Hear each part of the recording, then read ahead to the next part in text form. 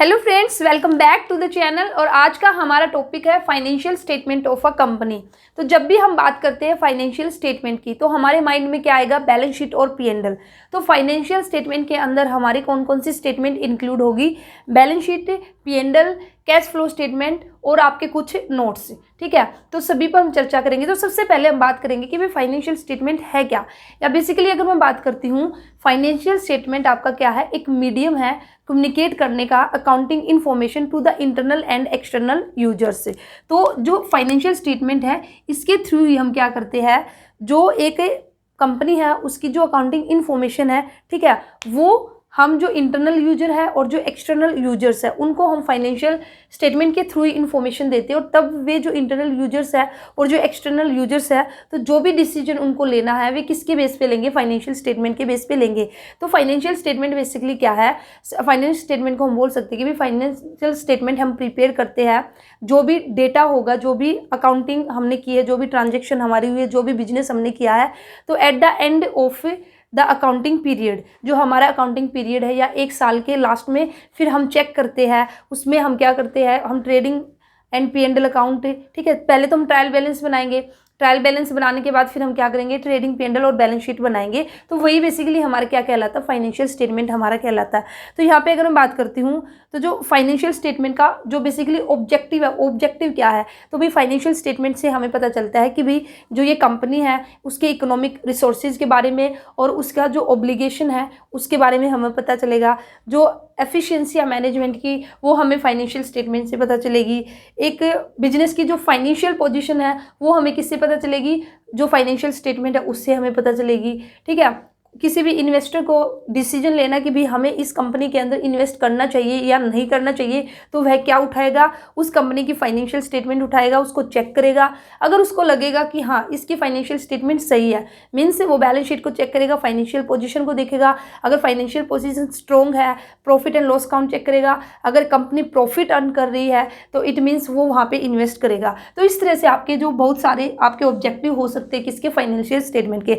अब जो आपका मेन टॉपिक है वो मैं आपको बताऊंगी। तो जैसे कि मैंने आपको बताया, जो मेजर फाइनेंशियल स्टेटमेंट है, मेजर फाइनेंशियल स्टेटमेंट, उसके अंदर क्या क्या हैगा? Of a company, major financial statement of a company according to section. ठीक है, यहाँ पे मैं सेक्शन लिखूंगी, तो याद करना चाहो तो कर सकते हो। As per the section 2 subsection 40, as per the section 2 subsection 40 of company act 2013 के अकॉर्डिंग जो एक कंपनी है उसकी जो मेजर फाइनेंशियल स्टेटमेंट है उसके अंदर क्या क्या आएगा? Statement of balance sheet. ठीक है, जैसे कि मैंने शुरू में बताया था, इसमें आ जाएगा हमारा बैलेंस शीट आ जाएगी।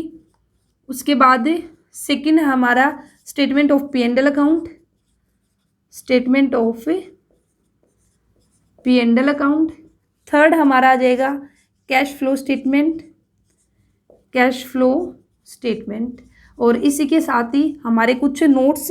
ठीक है, फोर्थ हमारा आ जाएगा notes to accounts, notes to accounts की भी कुछ हम जो इसके अंदर रिकॉर्ड नहीं कर पाते बैलेंस शीट स्टेटमेंट या फिर कैश फ्लो स्टेटमेंट के अंदर, तो कुछ हमारी जैसे कंटीजेंट लाइबिलिटीज़ है तो उनको एज ए नोट्स हम शो करेंगे। तो ये बेसिकली क्या है? मेजर फाइनेंशियल स्टेटमेंट है एक कंपनी की according to section 2 subsection 40 of companies act 2013। तो अब जो कंपनीज एक्ट 2013 है उसने डिफाइन किया है कि जो एक कंपनी होगी वो अपनी जो बैलेंस शीट है उसको किस तरह से प्रिपेयर करेगी, उसकी जो statement of profit and loss account है उसको किस तरह से आपका प्रिपेयर किया जाएगा। तो यहाँ पे एक प्रिस्क्राइब फॉर्मेट है, उसी के अकॉर्डिंग जो फॉर्मेट आपका गिवन है उसी के अकॉर्डिंग एक कंपनी को क्या करना होगा? अपनी जो बैलेंस शीट है उसको प्रिपेयर करना होगा। तो ये आपको भी याद रखना है कि भी अकॉर्डिंग टू सेक्शन। ठीक है, अकॉर्डिंग टू, यहाँ पे सेक्शन भी आप याद करना चाहो तो कर सकते हो। सेक्शन आपका 129 ऑफ कंपनीज एक्ट 2013। ये सेक्शन क्या बोलता है? सेक्शन 129 ऑफ कंपनीज एक्ट 2013, इसके अकॉर्डिंग जो बैलेंस शीट है वो आपको किस तरह से, क्या प्रिस्क्राइब फॉर्मेट है। तो इस सेक्शन के अंदर भी हम बात करेंगे। शेड्यूल आपका जो कंपनीज एक्ट 2013 है उसके अंदर शेड्यूल है आपका 3rd और उसके अंदर आपका पार्ट है 1। तो पार्ट शेड्यूल 3rd और पार्ट 1 के अंदर एक आपका प्रिस्क्राइब्ड फॉर्मेट है, प्रिस्क्राइब्ड फॉर्मेट है। उसी फॉर्मेट में एक कंपनी को क्या करना होगा, अपनी जो बैलेंस शीट है उसको प्रिपेयर करना होगा। तो आपके लिए यहाँ पे इंपॉर्टेंट क्या है, आपके लिए इंपॉर्टेंट है ये भी क्वेश्चन आपका बन सकता है कि जो कंपनी की बैलेंस शीट है वो किसके अकॉर्डिंग हम जो प्रिपेयर करेंगे, या फिर जो कंपनी की बैलेंस शीट के लिए एक प्रिस्क्राइब फॉर्मेट है वो आपका कहाँ पे गिवन है। तो वह आपका कंपनीज एक्ट 2013 का शेड्यूल 3 है। शेड्यूल 3 के अंदर आपका पार्ट 1। तो ये आपको याद करना है। और ज़्यादा ही भाई मुश्किल क्वेश्चन अगर बना दिया जाए तो मे भी सेक्शन में पूछ लिया जाए, नहीं तो ये ज़्यादा इंपॉर्टेंट है आपका। सेक्शन भी आप देख सकते हो भी, ये 129 सेक्शन के अंदर ये सब बातें की गई है कि भी फिर आपका शेड्यूल 3 है, शेड्यूल 3 के अंदर पार्ट 1 है, फिर उसके अकॉर्डिंग आपको क्या करना है, जो बैलेंस शीट है उसको बनाना है। ठीक है, तो आप एक बार बुक में जो फॉर्मेट है उसको देख लेना, क्योंकि यहाँ पे फिर पूरा फॉर्मेट है और पूरा लंबा हो जाएगा, वीडियो भी पूरी लंबी हो जाएगी। तो आप एक बार फॉर्मेट को भी जरूर चेक कर लेना। अभी मैं आपको फॉर्मेट नहीं बता रही हूँ, ठीक है, जैसे जो इंपॉर्टेंट है ये ज़्यादा, ये मैंने आपको बता दिया। अब हम बात करेंगे statement of the P&L account. तो जिस तरह से यहाँ पे आपका बैलेंस शीट का फॉर्मेट आपका गिवन है, सेम आपका जो स्टेटमेंट ऑफ फॉर्मेट आपका P&L अकाउंट का भी गिवन है। तो P&L अकाउंट का जो फॉर्मेट है वह आपका शेड्यूल 3 के अंदर ही है, लेकिन पार्ट क्या है, पार्ट है आपका 2। तो भाई जब भी एक कंपनी अपनी P&L अकाउंट बनाएगी तो उसको कैसे बनाना होगा, कंपनीज एक्ट 2013 के अकॉर्डिंग, कंपनीज एक्ट 2013 में जो शेड्यूल 3 है उसके पार्ट 2 में एक प्रिस्क्राइब फॉर्मेट आपका गिवन है, किसमें, पार्ट 2 में। ठीक है, तो उसके अकॉर्डिंग क्या करना होगा, जो बैलेंस शीट है उसको आपको बनाना होगा। तो शेड्यूल 3 दोनों में सेम रहेगा, आपका बैलेंस शीट में भी शेड्यूल 3 है और आपका P&L अकाउंट में भी, बस यहाँ पे पार्ट आपका चेंज हो जाएगा।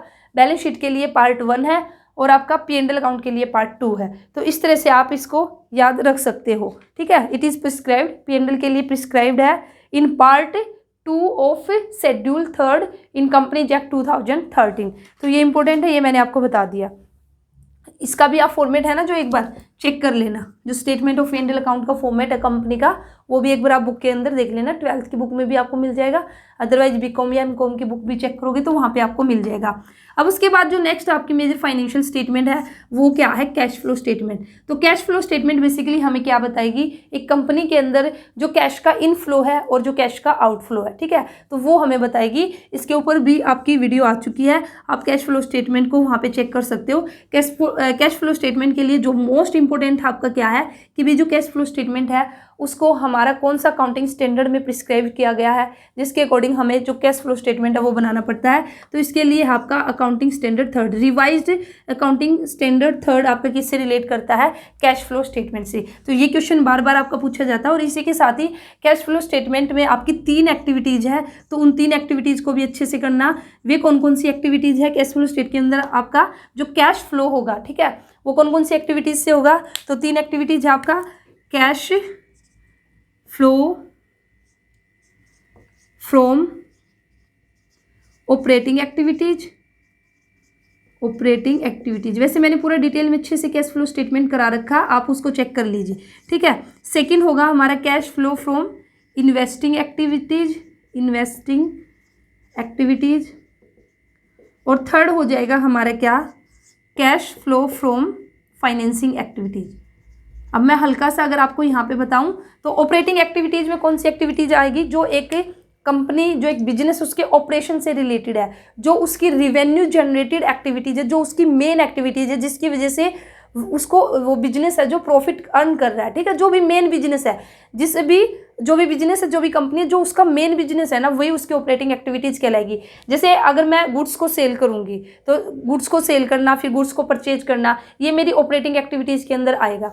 इसी के साथ ही इन्वेस्टिंग एक्टिविटीज़ किससे रिलेटेड है, ये हमारी फिक्स्ड एसेट्स से, या एक तरह से हम बोल सकते हैं कि भाई जैसे हमने जो मशीनरी है, ठीक है, मशीनरी को अगर हमने परचेज किया या सेल किया, हमने इन्वेस्ट एक तरह से किया है, तो यहाँ पे किसी भी लॉन्ग टर्म हमने कोई भी लॉन्ग टर्म इन्वेस्टमेंट हमने किया है, तो वो किसके अंदर आएगा, आपका इन्वेस्टिंग एक्टिविटीज़ के अंदर। और फाइनेंसिंग एक्टिविटीज़, फाइनेंस को अरेंज करने से, ओनर्स इक्विटी से रिलेटेड है, ओनर्स इक्विटी प्लस आपके लॉन्ग टर्म लोन से रिलेटेड है। अगर आपने शेयर इशू किए हैं तो वो किस में आएगा, फाइनेंसिंग एक्टिविटीज़ में। आपने डिबेंचर इशू किया है तो किस में आएगा, फाइनेंसिंग एक्टिविटीज़ में।